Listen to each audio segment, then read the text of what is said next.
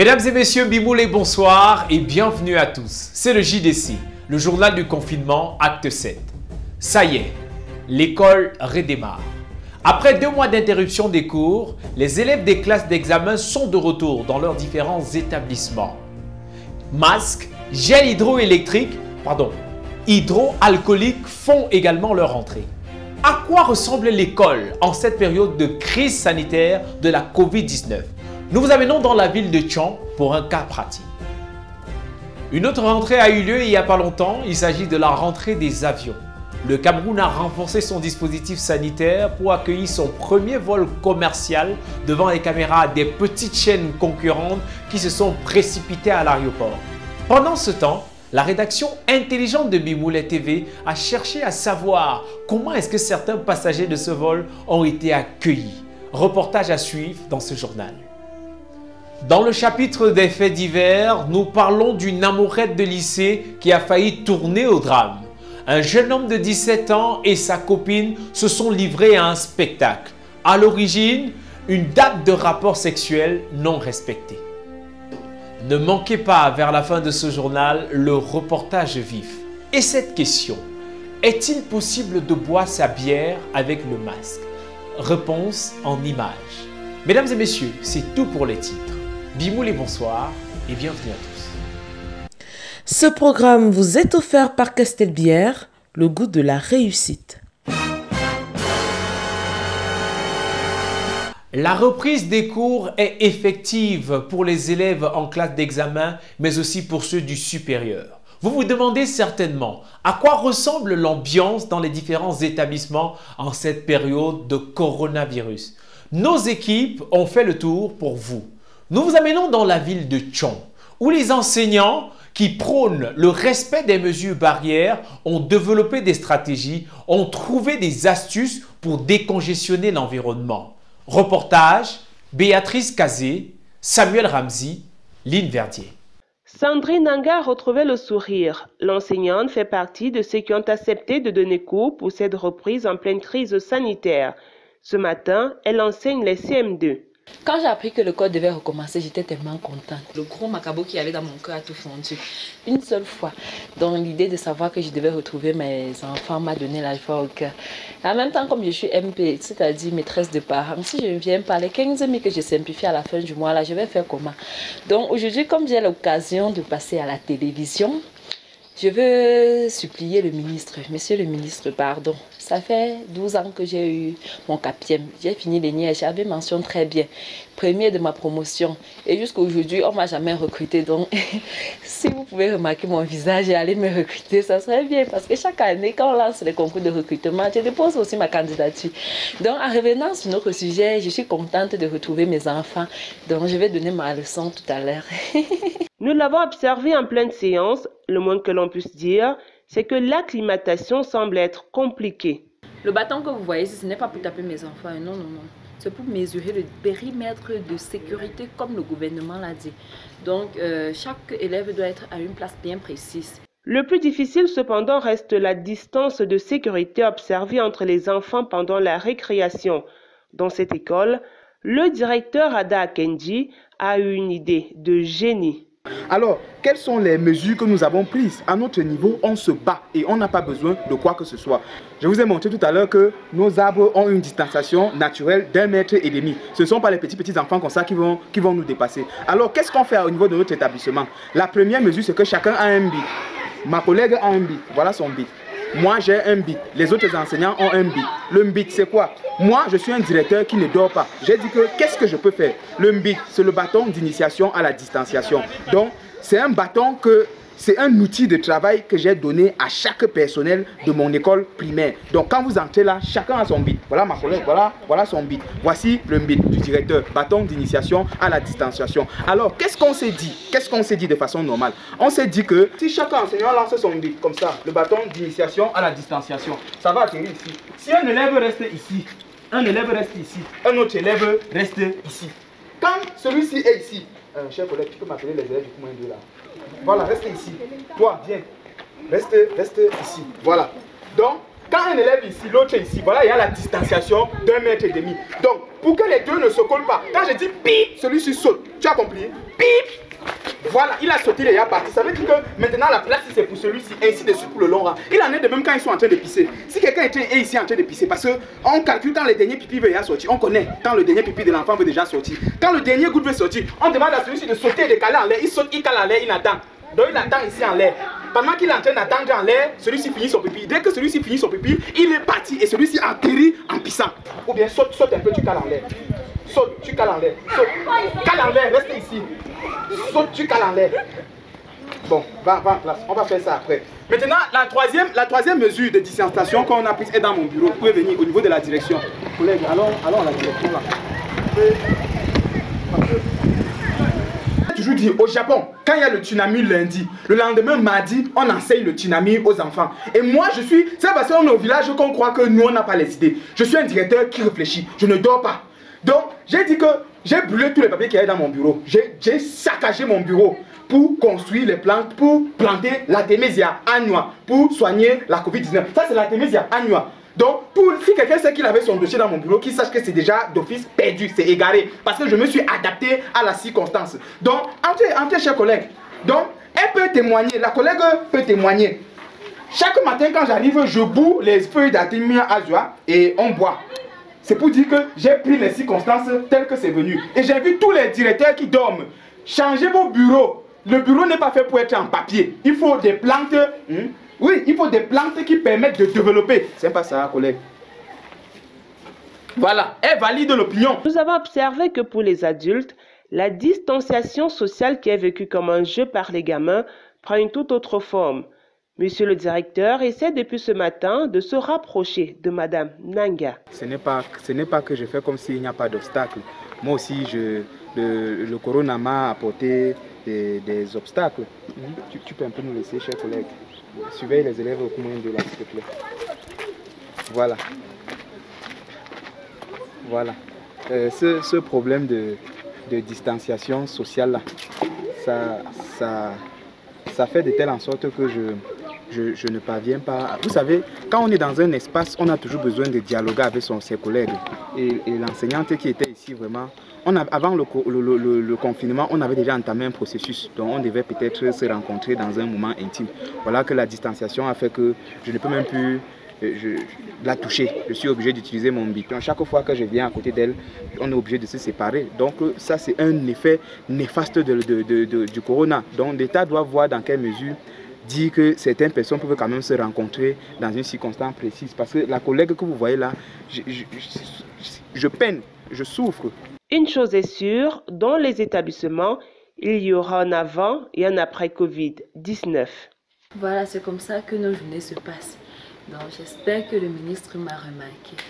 Je tiens à préciser qu'avant le début de cette crise, les collègues garçons aimaient trop les bisous. Ils aimaient trop me bisouter par-ci, par-là. Ils disaient que je suis brune, que je me prie.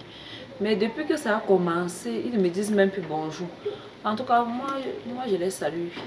Vous l'avez certainement vu, le Cameroun a récemment reçu son premier vol commercial. L'impressionnant dispositif sanitaire visible à l'aéroport a-t-il pour autant tué la stigmatisation dont sont victimes les benguistes? Suivez l'histoire de Coco Bronzé et son chéri Floyd et son Bauer qui ont été obligés de convoquer la presse et la police 3 jours après leur arrivée dans ce domicile familial déserte. Reportage Joseph René, Samuel Ramzi, Isaac Bébert. Ce domicile, qui abrite normalement 15 personnes, a été déserté par ses occupants. C'est la peur de la contamination qui justifie cet acte. Coco Bronzé est venue présenter son djomba à la famille. À sa grande surprise, elle n'a trouvé personne. Pourtant, l'odeur de mbeng, fraîchement ramenée des États-Unis, ne se dissipe pas de cette demeure 3 jours depuis l'arrivée de ces nouveaux occupants. Franchement, je ne comprends pas comment les gens de la famille s'y fonctionnent. J'ai toujours ramené des vieux blancs de la France, du Chili, de la Roumanie. Et on les a toujours très bien accueillis ici, vite fait, bien organisés. Je ne comprends pas pourquoi ils écoutent, ils entendent d'eux-mêmes que j'arrive. Ils ne se dépêchent pas pour... Et c'est où ils disaient qu'ils partent chercher les tam-tams, les tambours pour nous accueillir. Je suis là depuis 3 jours, il n'y a rien. Mais aujourd'hui que j'arrive avec mon jeune blanc que voici, pour que tout le monde le voit, ça fait 3 jours que je suis là. On me dit qu'ils sont allés chercher les tam-tams et les tambours pour nous accueillir. 3 jours. Avec son compagnon Floyd Esombauer, elle a rallié le Cameroun dans le vol Air France qui a atterri la semaine dernière à l'aéroport de Yaoundé-Simalène.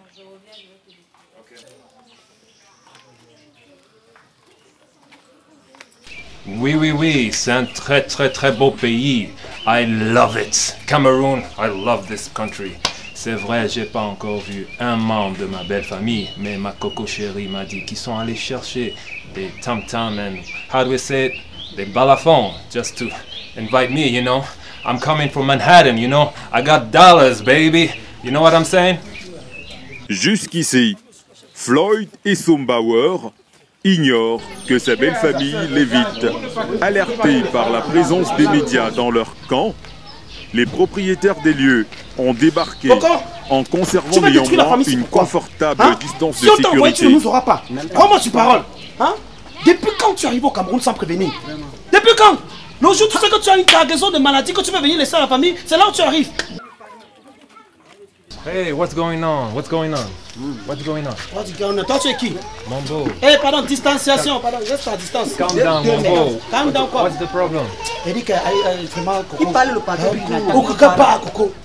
Ouvre les yeux. Floyd vient de comprendre qu'il n'aura pas droit aux tambours, balafons et autres fanfares. Je suis très déçu. J'ai très mal. Je suis venu ici, je croyais que j'allais avoir des balafons, des tam-tams, mais non, j'ai des problèmes avec ma belle famille. Il y a des cargos, de voitures, matériel du salon, parce que j'ai appris qu'il y a un membre de ta famille qui veut ouvrir un salon. Mais bon, what are we gonna do now? Je ne sais pas. Please, baby, you have to calm down. Please. Mambo, comment tu peux parler les choses comme ça, non? Non, regarde, en fait, c'est moi qui voulais ouvrir le salon. Ouais, ma soeur, calme-toi. C'est moi qui voulais ouvrir le salon. Une question demeure.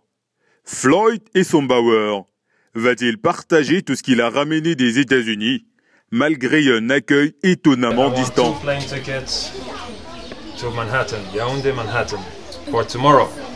Thank you. Baby, we're going to go back.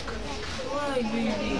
It's because ma belle famille ne m'aime pas. Non, la famille africaine, elle est comme ça, surtout ma famille, franchement. Donc, on peut un peu rester, on profite. Regarde, tu n'aimes pas la nature? Beautiful. Ok, thank you.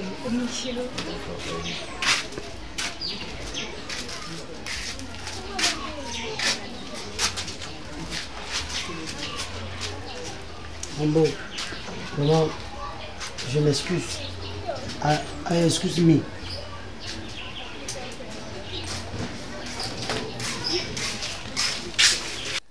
Chelsea et Arsenal, 2 jeunes du quartier Colbison à Yaoundé, se sont livrés à une rixe de bas de ceinture devant témoins. Loin d'être une affiche de première ligue anglaise, c'est l'histoire de 2 amoureux dont les promesses non tenues sur une hypothétique date de rapport sexuel ont failli le drame.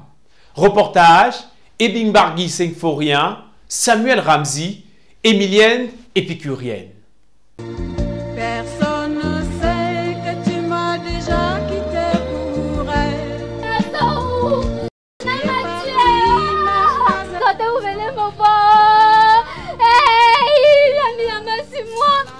Il m'a voté que j'ai fait quoi? Scandale au quartier Kondongo, les cris aigus de Chelsea Sissia ont alerté le voisinage.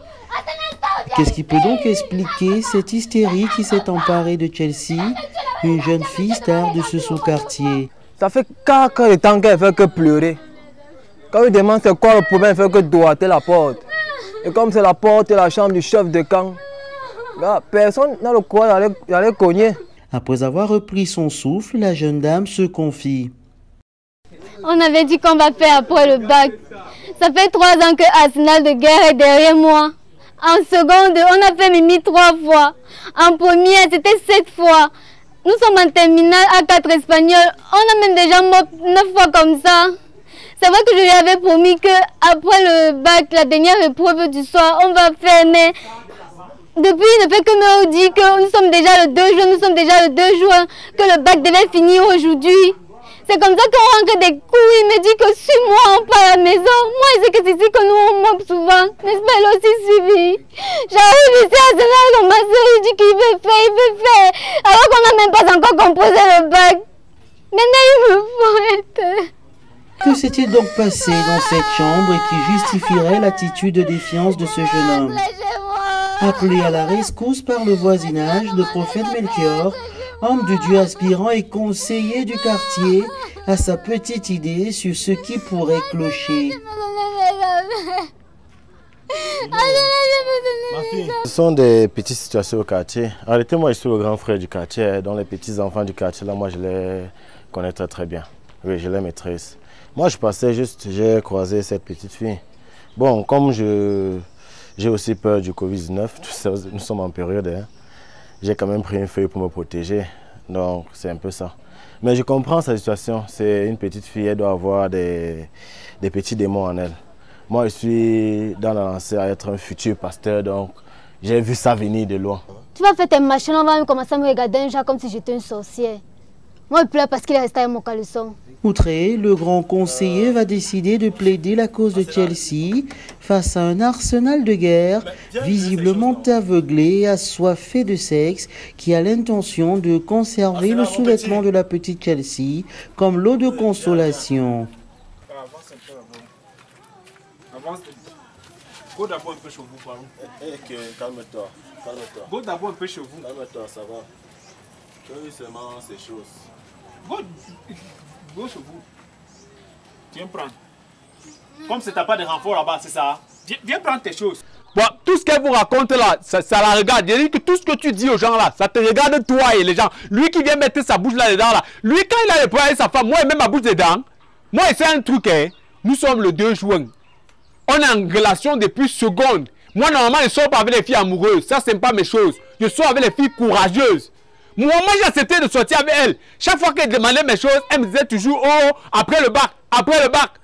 On a caillé le calendrier de cette année. On savait que le bac devait finir le 1er juin. Quand on est venu maintenant, on arrête l'école. C'est moi qui ai arrêté l'école. Est-ce que c'est moi? Maintenant là, elle dit qu'on n'a pas encore composé le bac. On n'a pas encore composé. C'est qui? C'est moi qui compose le bac. Donc le gouvernement doit prendre les décisions et ça doit impacter dans mes relations. Le gouvernement c'est qui dans ma relation? On sort ensemble, est-ce qu'on sort avec le gouvernement? Moi maintenant là, elle vient, elle me dit que non, tant qu'on ne compose pas le bac, elle ne me donne pas mes choses. Tant qu'elle ne me donne pas, viens prendre tes choses, tu pars. Je ne gère pas les choses là. Tout ce qu'elle sait c'est que le bac devait demander déjà être fini. Donc là où on est placé là, non, si tu ne me dis pas mais ouais, tu ne pars pas chez vous. Ou alors tu pars sans caleçon. Après plusieurs heures de négociations et une rupture abusive de contrat d'amoureux qui les liait depuis la classe de seconde, la mini-mineure a pu rentrer en possession de ses biens. Je ne sors plus avec toi. Tant que tu n'arrives pas encore au lycée, tu dis à quelqu'un que voilà mon petit ami. Je vais te percer l'œil. Tu vas d'abord échouer le bac. C'est au crépuscule, loin des regards indiscrets, des regards moqueurs, que Chelsea a regagné le domicile familial avec l'intention de tout raconter à sa mère.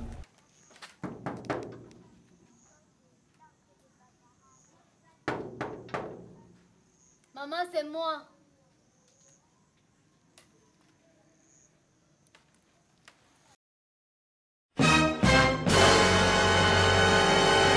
Nous avons sillonné les artères de la ville de Yaoundé. Objectif, se rassurer que les mesures barrières sont respectées dans les lieux de réjouissance populaire. Est-ce que les Camerounais boivent la bière avec le masque? C'est une question à laquelle la rédaction de Bimoulé TV a tenté de donner réponse dans le cadre du reportage Vif. Vous le savez très bien, le reportage Vif est une spécialité à la Bimoulé TV. C'est en toute cachette que notre reporter est descendu sur le terrain, vu qu'on ne doit pas l'attraper.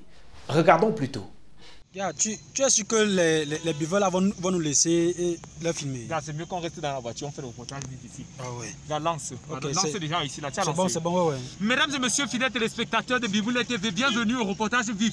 Ici, nous sommes en train d'aller à la rue des Vars pour vérifier si les gens boivent avec le masque. Si les gens boivent en respectant les mesures barrières. Regardez, on est en train de prendre le couloir. On reste dans la voiture parce qu'on sait que si on sort de la voiture, quelqu'un nous voit, il va prendre notre téléphone, il va casser. Et comme on a acheté le téléphone là et beaucoup d'argent, on ne veut pas qu'on casse ça. Regardez comment on arrive. La mer, pardon, ne nous gronde pas. Voilà. Regardez, on est en train d'avancer là. Vous allez vous-même constater que les gens boivent, mais personne n'a le masque. Regardez, vous allez regarder les yoyettes. Les yoyettes font quoi en route, Seigneur? Les yoyettes font quoi en route? Alors qu'on va filmer les bars. Regardez, voilà, regardez, les gens sont assis. Personne. Les personnes là, ils doivent avoir fini la réunion. Personne n'a le masque. Celui-ci a le masque, mais il a mis sur son cou. Il baille. Il baille.